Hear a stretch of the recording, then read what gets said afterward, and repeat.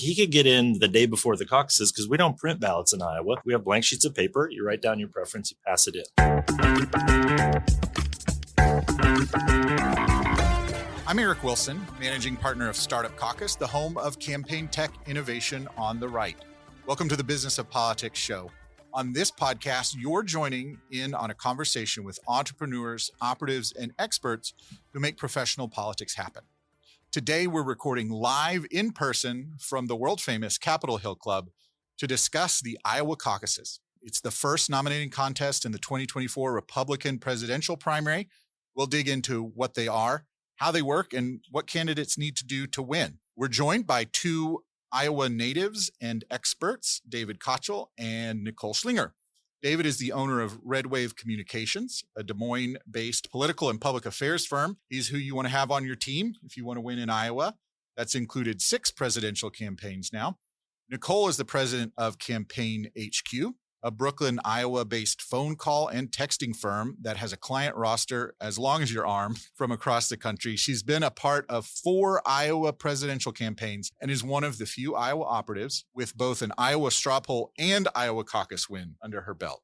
That didn't make it into our trivia. The Iowa caucuses, as we know them today, are for the Republican Party go back to 1976 when Gerald Ford narrowly beat Ronald Reagan. And ever since then, the Iowa caucuses have been the first opportunity for voters to have a say in the presidential selection process. So why does Iowa have this system and we still use it today? Nicole, I'll let you start us off. Yeah, you bet.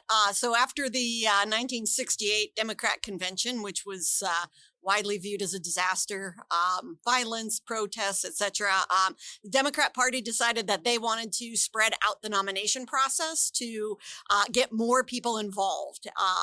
And as a result of that spreading out, Iowa has one of the most complex processes for choosing our delegates of any state in the country. And so for Iowa to meet that spread out process, we have precinct caucuses, county conventions, district conventions, and state conventions. And our delegates are not chosen until the state convention. And so Iowa wound up having to go first in order to meet the longer time schedule of the Democrats in 1972. And then Republicans followed suit and made their caucus first in 1976. And so, David, I'll ask you, why do we still use this today? Well, because Iowa and New Hampshire, kind of the twin starting gates, have protected each other in the process over the course of a number of decades. And obviously there's a lot of state pride involved. There's money involved. It's a big, economic development feature in both of those states. And so the parties, have kind of protected these places. And then as you build up over time, reporters get to know people in Iowa. You got staff coming through all the time. Iowa for a long time was a competitive state, a purple state in the general election. So, you kind of build up a muscle memory to it. And I think it's also kind of an interesting process. It's different from primaries. It's very grassroots. It's not as media dependent. It's getting more that way. But there's a lot of reasons why we kind of have kind of maintained this tradition. Also, once somebody gets to be first, it's kind of hard to knock them out of that spot, although the Democrats have now done it. Yeah, and one of the things that you'll notice with these early states is the voters there take their jobs very seriously. They may have a preferred candidate, but they go out and they go to all of the events. They collect all the literature and they study all of the candidates. New Hampshire, they want you to have been in their living room and shaken their hands, 8 times. So it definitely is a very different process than what we have elsewhere. So walk us through, David, how it works. So it is different, and Republicans caucus differently than Democrats. So let's say I'm an Iowa Republican. What do I need to do to participate? Well, you need to know where your caucus is. Obviously, the campaigns are very good about telling everybody that. A caucus is actually a local neighborhood meeting. There are about 1,800 precincts in Iowa, all of whom have to meet kind of individually, even though sometimes they're co-located in one place. The Republican Party is a little different because we basically do a straw ballot. I get calls from reporters asking, well, how late could Glenn Youngkin get into this race? It's like he could get in the day before the caucuses because we don't print ballots in Iowa. We have blank sheets of paper. You write down your preference, you pass it in. So you got these 1,800 different meetings. They're fairly, loosely organized. You got a chairperson who calls it to order. The campaigns really drive all the turnout. You have then it quickly organizes. Then you have each campaign that has a representative there to speak on behalf of the candidate. Most of the good campaigns cover most of the caucuses with a surrogate or a speaker or even just a person from the neighborhood. I've spoken at several of mine. And then after those speeches are done, really in the first half hour of the caucus, you write down your preference. It goes to the center aisle, passes up to the front. They count it. They key it into usually through a phone, kind of putting in the results for each candidate. And then you have the results. Now, Democrats are totally different. If you want Nicole to cover that, or I can do that. Well, so what does someone say in their remarks at the caucus location? What's the last chance pitch? Usually it's a personal story. Sometimes it's just a template talking point thing that you get. And those are the ones that I always find the most interesting. Someone will just get up and start reading from a piece of paper, not at all compelling. I did have one person in 2012 who got up on behalf of Newt Gingrich, who obviously did not like Newt Gingrich and went literally through his marriages and every scandal and everything. And I just thought, because nobody stood up to speak for Newt Gingrich, so that's what you had. They just took it over, and it was so much fun. So, Nicole, from the organizational standpoint, with the work that you do at campaign headquarters and turning people out in more typical elections, how do we know where someone's supposed to go? Is there a registered precinct that they need to go to, or can I just show up at any Iowa caucus location? You have to show up at the precinct in which you're registered, and you must be on the list of registered Republicans. If you're not, you must provide proof of identification and then immediately fill out the voter registration and register as a Republican. So there is some measure of registration on site. That's actually the cause of some controversy right now. There's been some stories about it. The legislature passed a bill to lay out what a caucus is and what a caucus is not. And so, now whether folks can, right now, the Constitution for the Republican Party of Iowa indicates that people can vote in the caucus as long as they are either on the list of registered voters, registered Republicans, or if they fill out the voter registration form on site. And so, David, that's probably got to make it really hard from a campaign strategy to know who your voters are going to be. What is the strategy for a campaign, whether that's turnout, identifying voters? How does that differ with a caucus situation? Well, it's interesting because it's a very self-selected audience. And most campaigns now have the data infrastructure to basically be talking to all these campaigns or all these voters, whether it's through someone like Nicole, who's a professional telemarketing firm, whether it's digitally, but there's many levels of organization where you are trying to find out the preference. Right now, Never Back Down is probably knocked on a couple 100,000, maybe 300,000 doors already in Iowa. Every time they do, that's the DeSantis Super PAC. Every time they do an interaction, they record what that person said. Maybe they'll take kind of a preference list, who's your first choice, second choice, third choice. All that stuff kind of goes into the hopper. Then who, these voters, you start with the caucus list, you build out from there to the Republican primary voter list, but then you can message to anybody as long as they're an eligible elector in the general election. If they live in that precinct, you can reach out to them. We had a number of voters on the Romney campaign who really kind of weren't on the radar. A lot of LDS folks that we found just through kind of organizing, that way. They'd never participated in a caucus, but Mitt Romney's running, and they kind of came out of the woodwork. So you do it a lot of different ways. Some of it's door to door, some of it's precinct organization. You literally find precinct captains who go around and canvass the neighborhood on their own. Obviously now with digital innovation, you can get to people a million different ways, on any of their screens, and you're constantly taking that feedback and kind of putting it into the big data model. And then, as you get nearer to the caucus, you are making sure they know exactly where to go, exactly what time. You're getting rides lined up for them. A lot of these folks are older. You're talking about January 15th this year. It could be 10 degrees in Iowa, and there might be a foot of snow on the ground. So you're doing everything you can to figure out a way to get that person out of their home into the school cafeteria or the library or a church basement and get them to show up on behalf of the candidate. So it's a complicated process, tons of inputs, and it's kind of a fun thing. So Nicole, dig in for us a little bit more about what that turnout operation, because it is not show up at your polling site. It is be at a meeting on a Monday night in a school gymnasium. You're sitting around for a while. How does that change your dynamics versus a typical GOTV program? Well, the first thing to know is that there's no absentee ballots. There's no absentee voting. You will vote at the caucus at 7:00 when the ballots are passed out. So everything is in person, and it's entirely based on getting people turned out. So the first thing is that folks that you ID over the course of your campaign, their support can change and be flexible over time. So ultimately, near the end, you're going back through and trying to verify with some blind ID to make sure, are the folks who said that they were with me in March or April, on January 13th or 14th, are they really still with me? Because, like Eric said earlier, Iowans will go and see every one of the candidates, and many candidates will do the full Grassley, all 99 counties.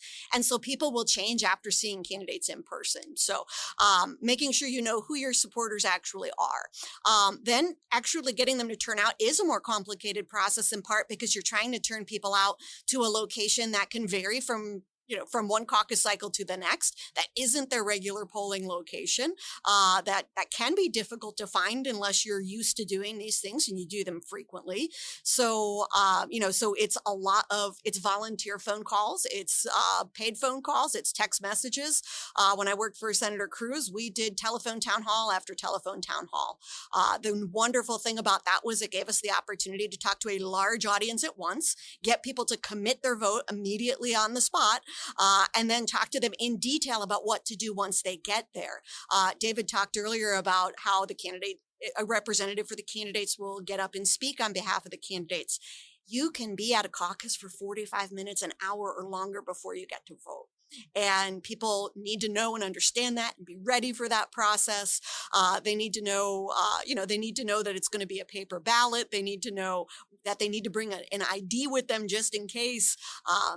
Actually, I take that back. I believe the ID is required for everyone now, if I'm not mistaken. I think, well, we'll find out once they do the call to convention. Yeah. All that detail will be in there. It's not there now.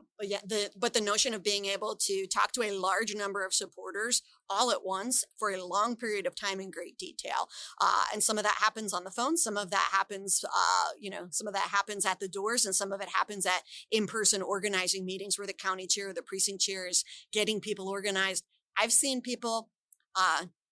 There is a volunteer activist in Victor, Iowa, who will have what I can only call a pregame party before the caucus. And she will make cookies, and her cookies are fantastic.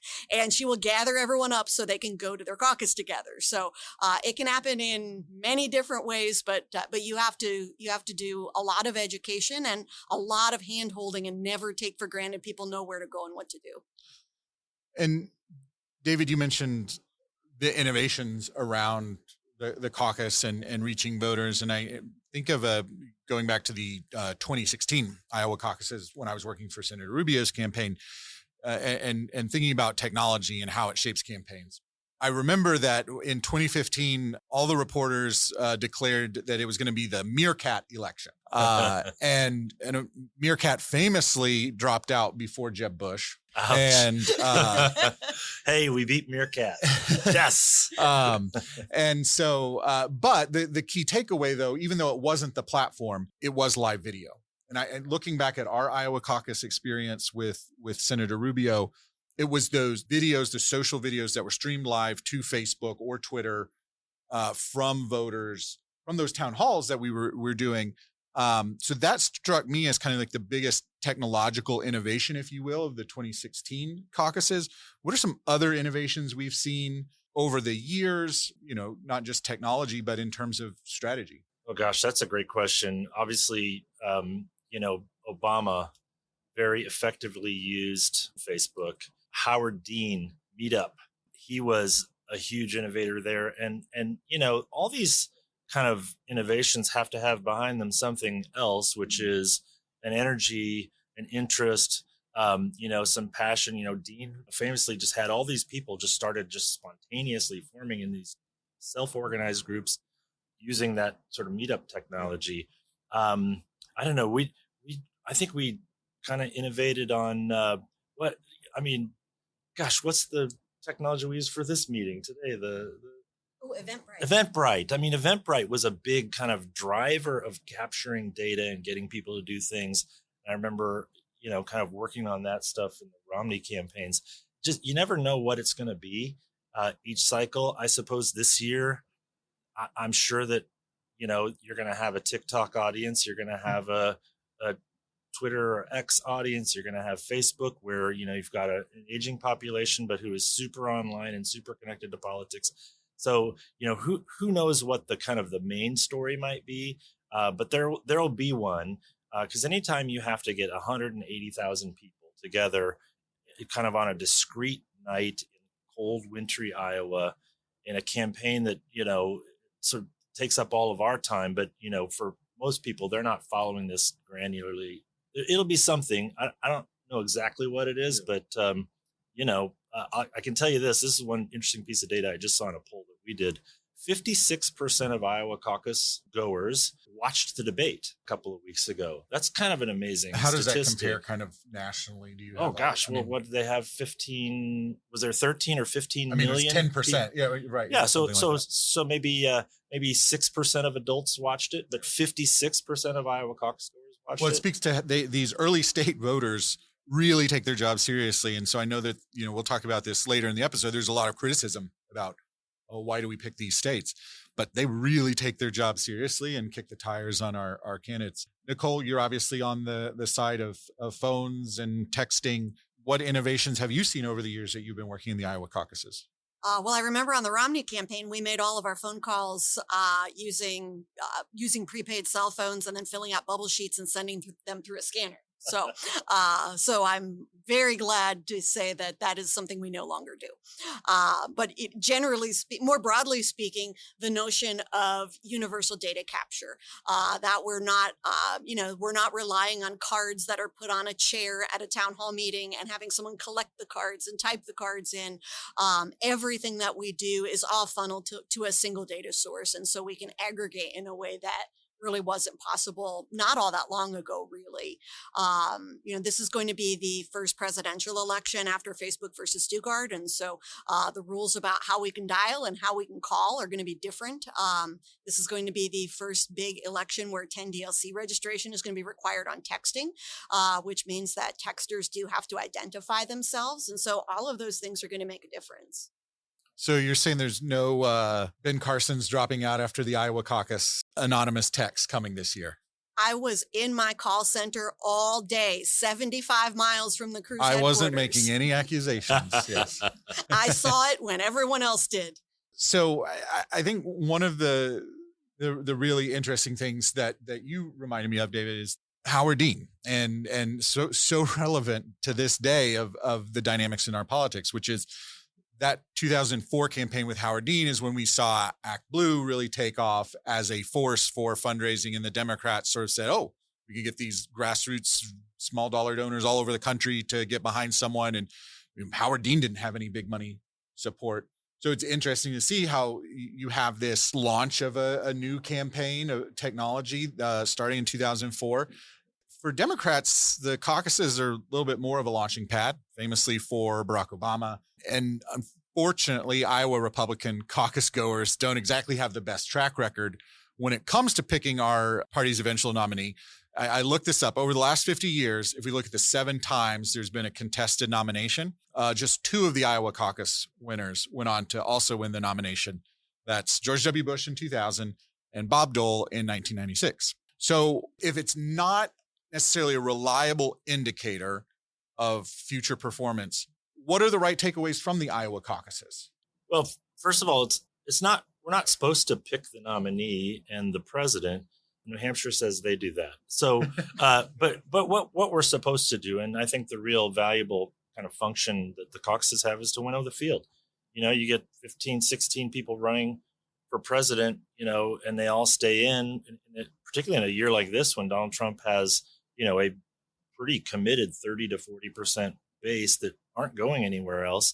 You can't have that many candidates dividing up the rest of the vote. So our job is to try to, he's just David Yepsen, the famed Iowa political reporter, used to say there are 3 tickets out of Iowa. There's more than that, but there are probably 3 really kind of good ones. And, Iowa Republicans are, since 1988, Pat Robertson's campaign, are kind of dominated by evangelical voters, and they've tended to pick evangelical friendly candidates, from whether it was Ted Cruz, Rick Santorum, Mike Huckabee. So they'll come out of Iowa the winner, but then a lot of times those candidates don't have the national support fundraising, so it'll kind of buy them a ticket into the conversation.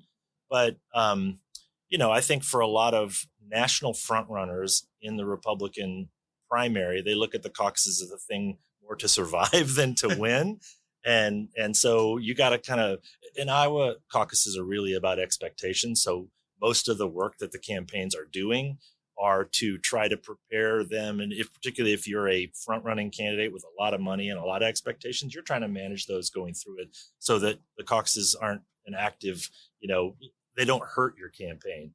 Winning the caucuses isn't as important as kind of getting through them and getting into New Hampshire and the later states. And to that point, even though it is really a test of your campaign's organizational capacity. It's not a transferable skill necessarily, but I've found on the campaigns that I've worked on that were conventions, we really benefited from having that ground game.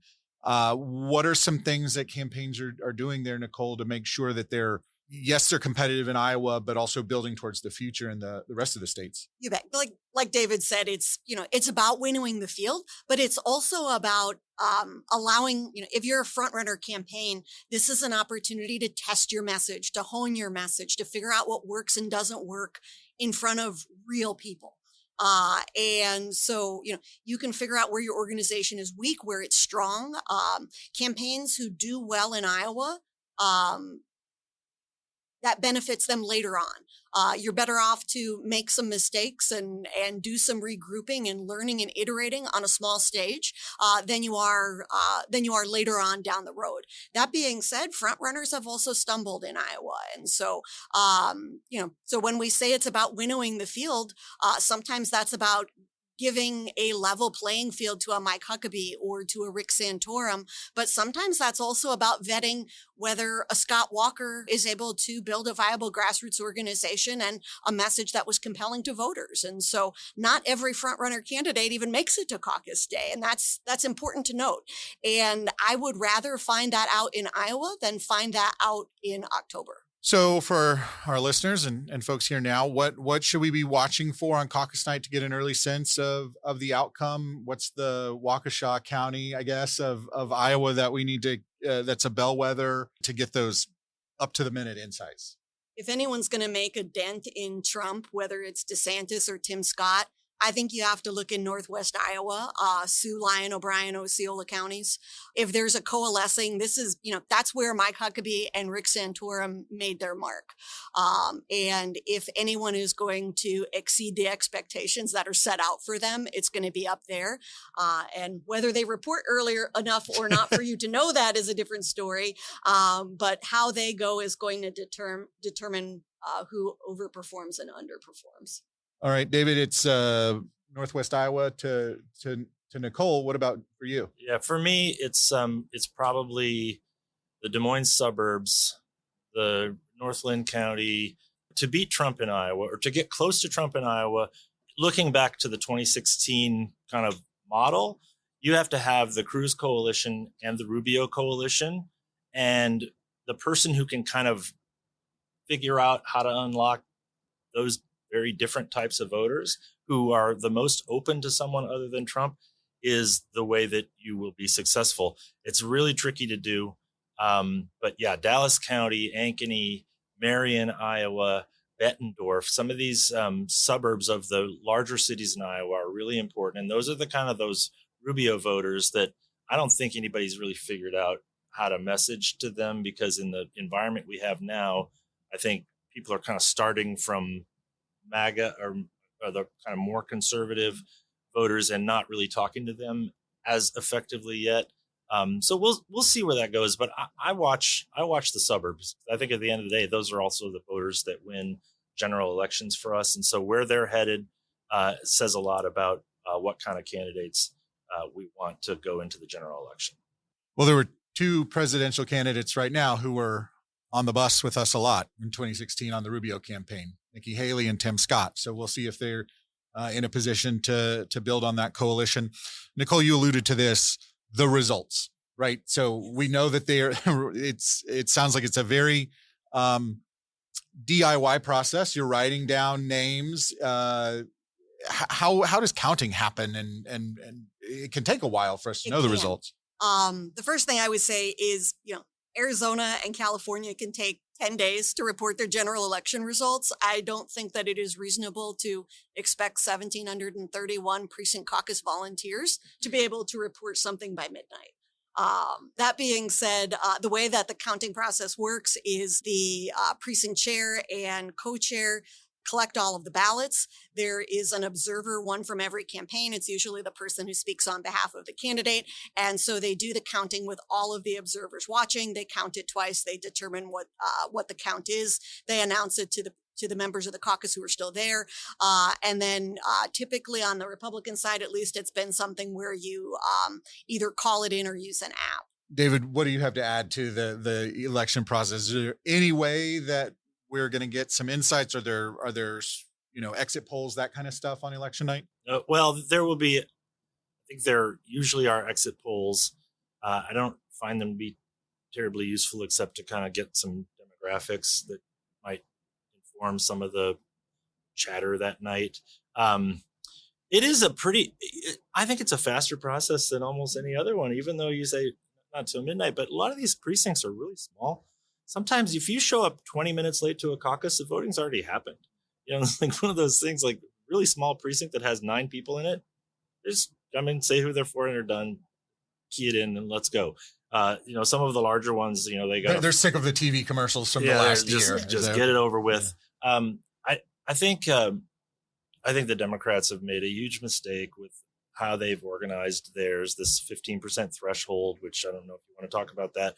It adds a level of complication that clearly they were not capable of having technology in place to actually do that work and count those things. They didn't start until very late in the process. When I ran the caucuses in 1996, I started in the previous January trying to figure out how to handle all of that, how to train people, what the phone technology was going to look like. Obviously 1996 was way different than now, but I think the Democrats really started about 90 days out. You can't build an app in that time to deliver results from this incredibly complicated process with all this winnowing happening in the room. And and then all the weighting of their delegates. They were destined to fail. And unfortunately for Iowa, they may never be back for a Democratic caucus. I think it's a shame. And there are a lot of reasons for it. You kind of touched on it earlier with the Republicans not being able to really produce winners out of Iowa. But to me, it's kind of sad because it's a tradition that I think is really important in politics. These kinds of retail kind of hand-to-hand campaigns are essential. They sharpen candidates. I've seen candidates get so much better for having been through the caucus process, and I'd hate to lose it. But yeah, if you can't deliver fast and accurate results because the news cycle demands a winner that night. We benefited in 2012, winning by 8 votes that night for Governor Romney, and then 2 weeks later, as the candidates were debating in Charleston, the results were certified. Santorum won by 22 votes or something 34. Like that, 34. Anyway, just we do owe it to the country to do it right. Otherwise, we don't deserve to keep this honor of going first. Yeah, and there's a real education process that comes with that. It's not like a typical election. Nicole, the Dems are moving towards other processes under the banner of diversity. What are some unexpected result or outcomes from that decision that you think that the Dems might have to reap down the road? It is possible that they will have candidates that are able to progress substantially through the nomination process. Maybe not this time, but maybe in another cycle when they don't have an incumbent president, who have not had to talk to voters one-on-one day after day and really, like David said, sharpen their skills and hone their message and understand the American people. And people could potentially get very far into the process, and you can wind up having a nominee that is not what you expected and hasn't been vetted the way you get vetted when you go through a place like Iowa. Well, now that we have a live audience, I want to turn it over to folks for questions in the room. I'll repeat them for the mic, but feel free to raise your hand and we'll weigh in on this. So the question is about texting disclaimer. You were talking about 10DLC and making sure that you are registered with the carrier. So I'll let you elaborate more on that, Nicole. Yeah, you bet. So the cell phone carriers have banded together and created the campaign registry and campaign verify and are requiring all senders of texts to submit and register through that. And that means it is knowable who is sending texts. And, on the face of it, the reason for it is so that people can't send texts masquerading as someone other than who they are. So essentially, the carriers will have a way to find folks who are impersonating and things like that. So we're not going to see a paid for buy on text messages necessarily. It's more for the carrier to understand who's sending traffic on their networks. So you could track that now. The other thing is, for most folks who are sending MMS messages, typically you will have a disclaimer on the image or the video. So the question is about, obviously there are benefits of technology for reaching voters, but there are risks, whether that's security or disinformation, things like that. Can you talk, Nicole, about possible risks that are out there as we head into these Iowa caucuses? Yeah, absolutely. I think you mentioned, I think the first is anytime there's a large amount of data that's stored in the cloud, there's always a security risk. So that's the number one. Data is, of course, only as good as its source. And so, so there's always the risk of having information that's incorrect, certainly. And then to the question earlier, it is easier than it used to be that every once in a while you'd get a plain white envelope with a typewritten photocopied letter that didn't have a signature or disclaimer on it. And it would say something that maybe wouldn't have been said any other way. There's a lot easier ways to do that and to disseminate information that can be of dubious truthfulness.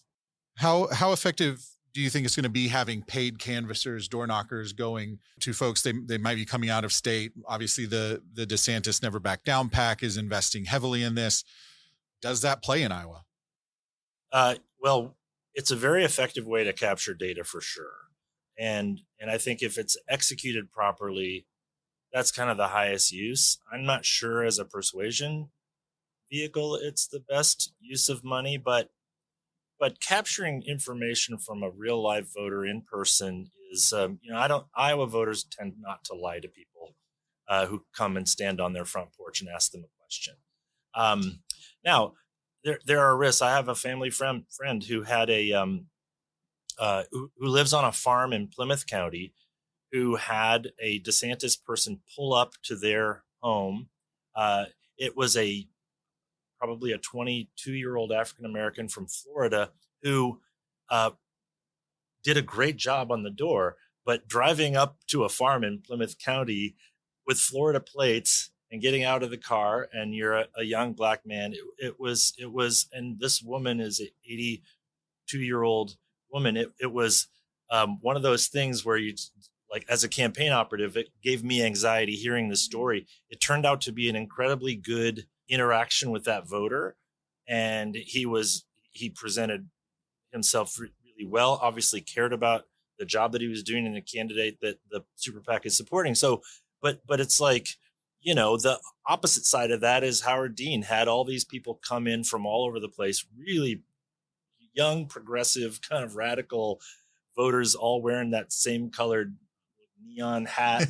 And it was a huge turnoff for a lot of these small town, well, now they're Republicans, but those rural Democrats, I don't think took very well to those folks coming in and having that kind of tactile, representation in the campaign, because it just didn't feel real coming from folks like that. But I think it's an effective strategy. Particularly the data that you get from it is probably the best data you can get, because Iowa voters don't lie to your face. They might lie to a pollster, but I don't think that they're going to tell you something that isn't true when you come to their front door. And thinking about kind of the technological challenges that we're facing today with algorithmic filtering, the fragmentation of media, one of the most effective ways that we have to reach voters is through relational organizing. So using friends and peers and relations to contact voters, get through those filter bubbles. You don't get that with a paid canvasser from out of state.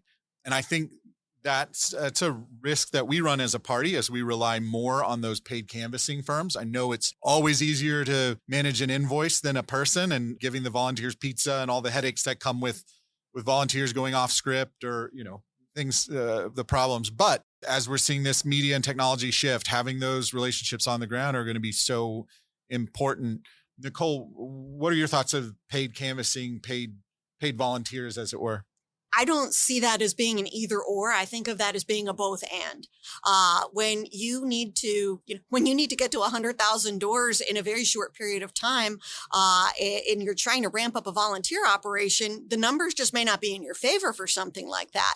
On the other hand, when we have volunteers, oftentimes we put them on the absolute most soul-crushing work we can possibly put a volunteer on, which is live ID calls. And so I think it makes sense to have the tools and the culture to develop our volunteers into micro influencers. But should we continue to do the IDing and persuading that we can do on the doors and the phones and by text? Absolutely. But our volunteers that are this most precious resource, we can use them to their highest and fullest and best use. That's, organizing. The word organizing was meant to mean organizing your friends and family and people in your neighborhood and people not getting on a bus and going to another county and knocking on strangers' doors. We've got time for one more question before we wrap up. Yeah. So what are some of the big milestones between now and the Iowa caucuses that are going to shape the field? Obviously, we don't have the Iowa straw poll anymore, unfortunately. Killed it. I would have thought that was a good business opportunity for an Iowa operative. I don't know, but it outlived its usefulness. What should we be looking out for? Is anything going to shape the field, whether that's Iowa or nationally, between now and then? Well, I'll start on this one. The data that I have been looking at suggests that the debates are the biggest thing right now that are moving things. Obviously, Iowans pay close attention to the national kind of conversation, whether it's on Fox or online or wherever. But with 56% of caucus goers watching that first debate, that's pretty huge. So I think those are the opportunities, because they're live and spontaneous, that something might happen. Obviously, I don't think that Republican caucus voters in Iowa are following the legal stuff with former President Trump very closely, but that doesn't mean that there can't be something that happens that's kind of earth-shattering. Whether it's, if, Mark Meadows testifies and it's on camera, and, who knows what could happen. I think there are things out there that could be wild cards. Everybody talks about financial disclosures. Yeah, that matters. It's kind of important. But for me, number one are the debates. Number two are extraneous news events that we can't foresee, but that might have a big impact. And then I think kind of watching the horse race conversation, I think Iowans are a little more immune to it than a lot of other voters, which is why the race is much closer there than it is nationally. But, some of that also has a buildup. There are obviously trends. The last couple of months, DeSantis has been on a downward trend. He may or may not be able to reverse that. You've had kind of some other kind of flavors of the month. Nicole, what would you add to that list? I would add to that Christmas. The caucus is going to be on January 15th, and everything will come to a screeching halt 3 weeks before that. And the campaigns that have legitimately dedicated, organized volunteers are going to be able to pick back up very quickly. Campaigns that are able to regroup and pick up exactly where they left off are going to have a big advantage over those who can't and don't, or who don't plan for that. Well, my thanks to David and Nicole for a great conversation. Thank you to Campaign HQ for hosting our event here in person. You can learn more about Campaign HQ as well as David in our show notes. If this episode made you a little bit smarter, gave you something to think about, all we ask that you share it with a friend or colleague. You'll look smarter in the process. More people hear about the show, so it's a win-win. Remember to subscribe to the Business of Politics show wherever you get your podcasts, and you can sign up for our email updates at businessofpoliticspodcast.com. With that, thanks for listening and thanks for being here. We'll see you next time.